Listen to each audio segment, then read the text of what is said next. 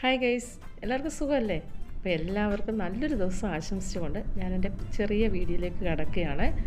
Video എന്ന് പറഞ്ഞാൽ ഞാൻ പ്രവാസികളെക്കുറിച്ച് ഒരു ചെറിയ 2 വാക്ക് നിങ്ങളുമായിട്ടൊന്ന് ഷെയർ ചെയ്യണമെന്ന് തോന്നി. അതിനാണ് ഇങ്ങനൊരു ഓൺ വോയിസിലെത്തിയിരിക്കുന്നത്. എല്ലാവരും പ്രവാസികളെക്കുറിച്ച് പിന്നെ കവികളായാലും സാഹിത്യകാരന്മാരായാലും അല്ലാത്തവരായാലും ഒക്കെ വാതോരാതെ സംസാരിക്കുന്നുണ്ട്.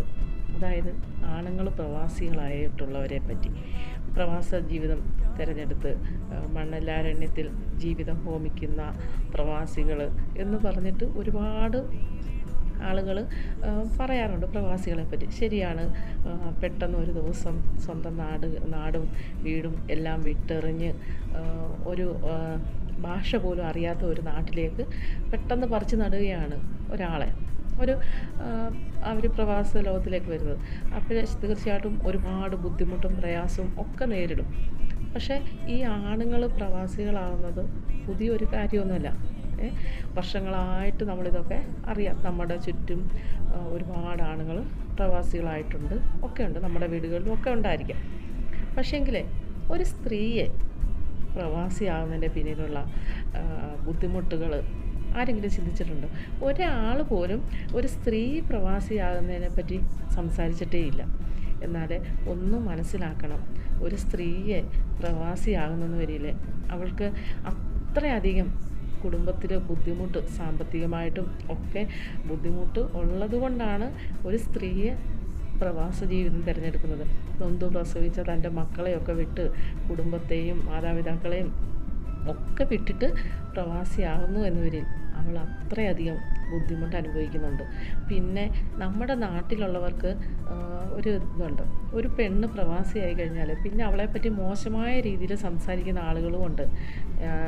ഞാൻ എൻ്റെ ചെവിക്ക് ഞാൻ കേട്ടിട്ടുള്ള കാര്യമാണ്. ഞാൻ പ്രവാസിയാകുന്നതിന് മുൻപ് എൻ്റെ അടുത്തൊരു കുട്ടി ഇതുപോലെ പ്രവാസ ലോകത്തിലേക്ക് പോയി. അവൾ കുറച്ച് നാൾ അവിടെ നിന്ന് ജോലിയൊക്കെ ചെയ്ത് തിരിച്ചു വന്നപ്പോഴത്തേനും നല്ല വണ്ണമൊക്കെ വെച്ച് ഭയങ്കര തടിയൊക്കെ കൂടി ആ ഒരു അവസ്ഥയിലാണ് വന്നത്.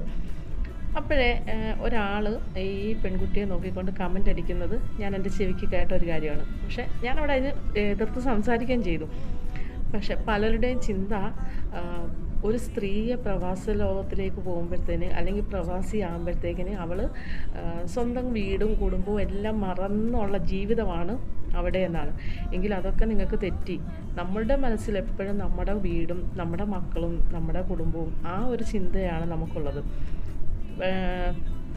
ഇതൊന്നും മറന്നിട്ടല്ല. നമുക്കും ആഗ്രഹമുണ്ട് കുടുംബമായിട്ടും നമ്മുടെ വീടും നാടും മക്കളെയും ഒക്കെ ആയിട്ട് സന്തോഷമായിട്ട് ജീവിക്കണമെന്ന് നമുക്കൊക്കെ ആഗ്രഹമുണ്ട്. പക്ഷേ എന്ത് ചെയ്യാം, നമ്മുടെ എല്ലാ സാഹചര്യം കൊണ്ടാണ് നമ്മൾ പ്രവാസ ലോകത്തിലേക്ക് പോകുന്നത്.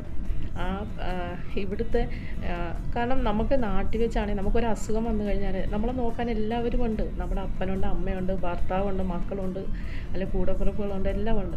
പക്ഷേ ഇവിടെ നമ്മൾ വയ്യാതെ ആയിക്കഴിഞ്ഞാൽ നമ്മൾ ആ വയ്യാതെ തന്നെ വേണം നമ്മൾ ജോലി ചെയ്യാനും എടുക്കാനും ഒക്കെ.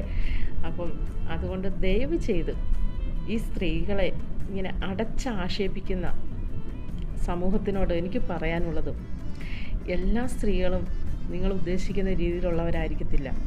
സ്വന്തം കുടുംബത്തിന് വേണ്ടി എല്ലാ സൗഭാഗ്യങ്ങളും ഇട്ടെറിഞ്ഞിട്ടാണ് ഒരു സ്ത്രീ പ്രവാസിയാകാൻ ഇറങ്ങിത്തിരിക്കുന്നത്.